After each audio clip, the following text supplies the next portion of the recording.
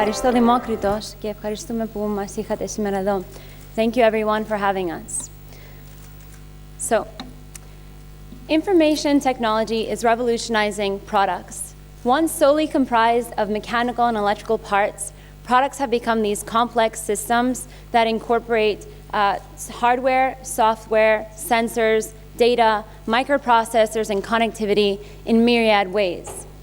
The phrase the Internet of Things has arisen to reflect the growing number of smart connected devices, but it's not really helpful in understanding the actual thing itself, the phenomenon, and its implications.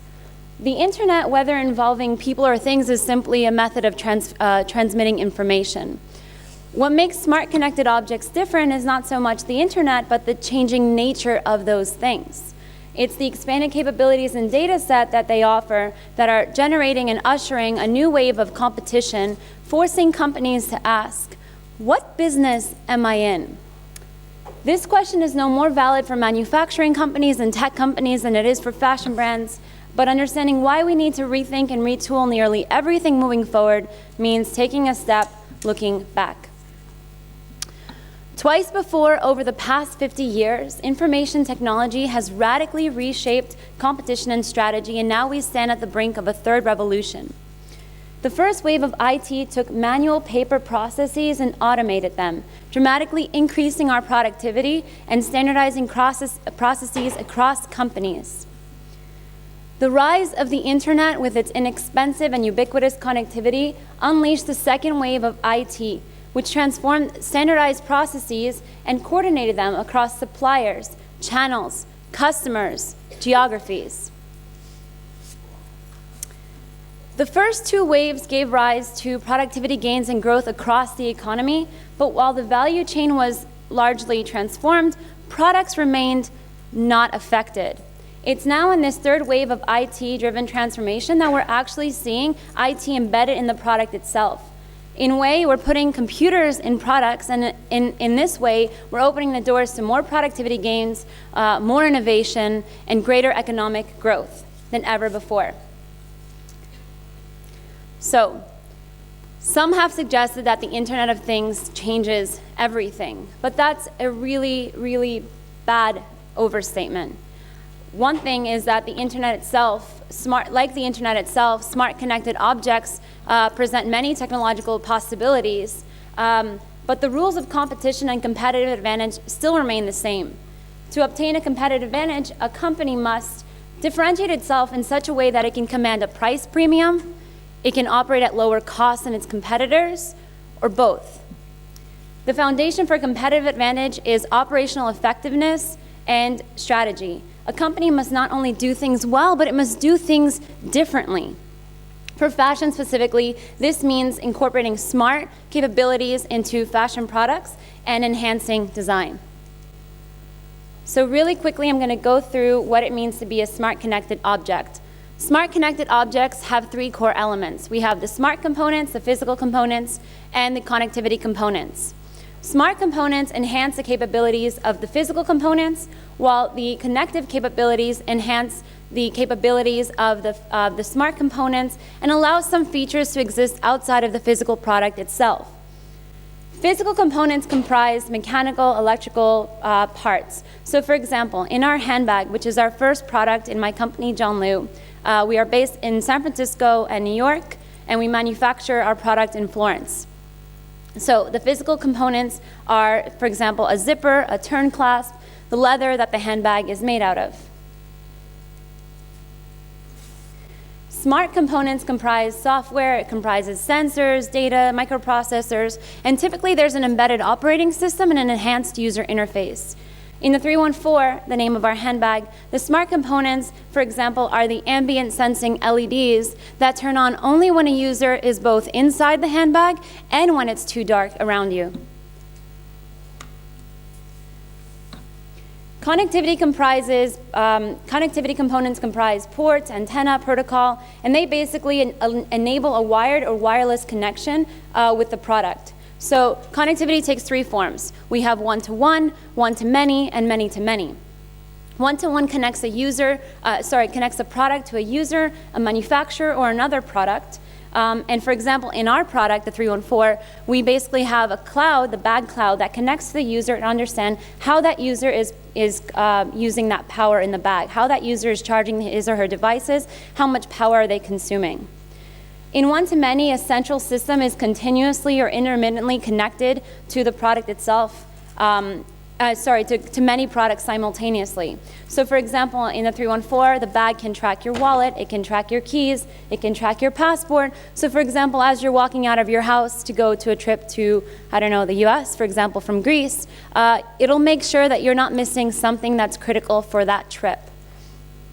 In many-to-many, multiple products connect to many products connect to many other types of products, and so there's also an external data source usually. So in the case of the 314, we have a cloud, PowerPod cloud essentially, that connects to all the users who are using this product and understanding, okay, how much power do you need, when do you need a refill, and we can send it out to you. So the reason why connectivity is important is because it serves a dual purpose. One, it allows the product to connect with its external environment and for information to be exchanged through that avenue. The second reason it's important is because it enables functions of the product to exist outside of the physical product into a product cloud.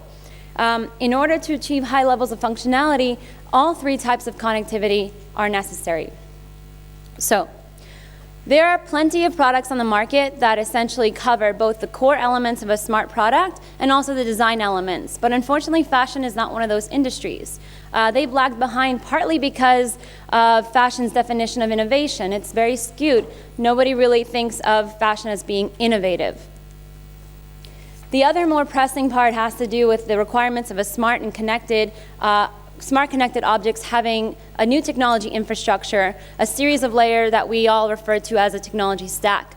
And in a technology stack, we have obviously the new product hardware, we have embedded software, connectivity, and a product cloud that consists of software operating on remote services. Across these layers are a suite of security tools, a gateway to external information sources, and integration with enterprise business systems. Building and supporting this technology stack requires a heavy investment and a range of new skills that are rarely available in manufacturing companies, let alone fashion brands. But to remain competitive, fashion brands, and this goes for many brands and other companies out there entering this new IoT landscape, they need to adapt and create products that are not only beautiful, but also take into account these whole new set of design principles. For example, fashion products now must achieve hardware standardization. They have to have designs that enable personalization. There should be some kind of ability to create ongoing product upgrades, and also there should be designs that enable predictive, enhanced, or remote services. Additionally, fashion brands must offer improvements in predictive maintenance and servicing. There's no reason why manufacturing companies can have early warning about parts that might be breaking, for example, and a fashion brand can have early notice about a handle strap of a handbag having wear and tear. Fashion brands must also form new relationships with their customers since they're acquiring new data and learning and gaining insights into how that product gives them value in their lives.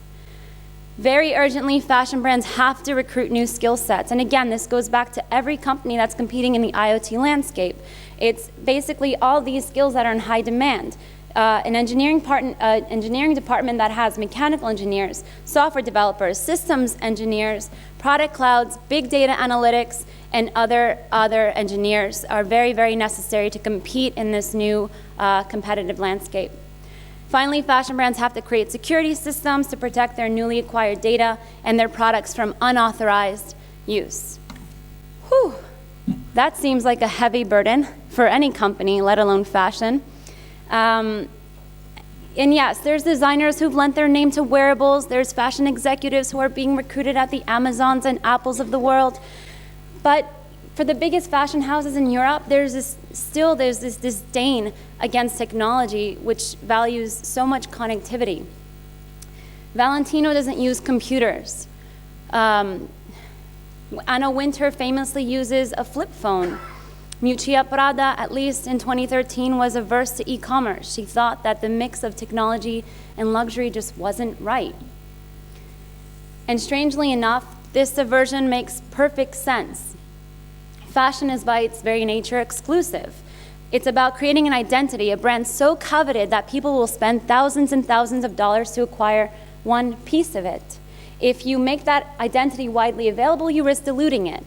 And this delicate balance is something that the fashion brands have spent hundreds of years creating.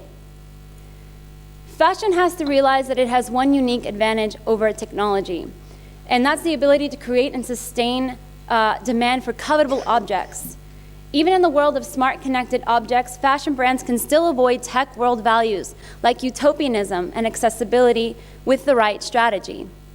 For example, if the Apple Watch was rolled out by a brand like Chanel, it would not be rolled out at $350. It would be rolled out at about a couple of $1,000s. And consumers would clamor to get their hands on it, only to be stymied by limited demand, and only after several years of artificial scarcity would they be able to enjoy wider release. The future of the fashion economy is dependent on brands waking up and embracing the changes that are coming courtesy of the newest IT wave.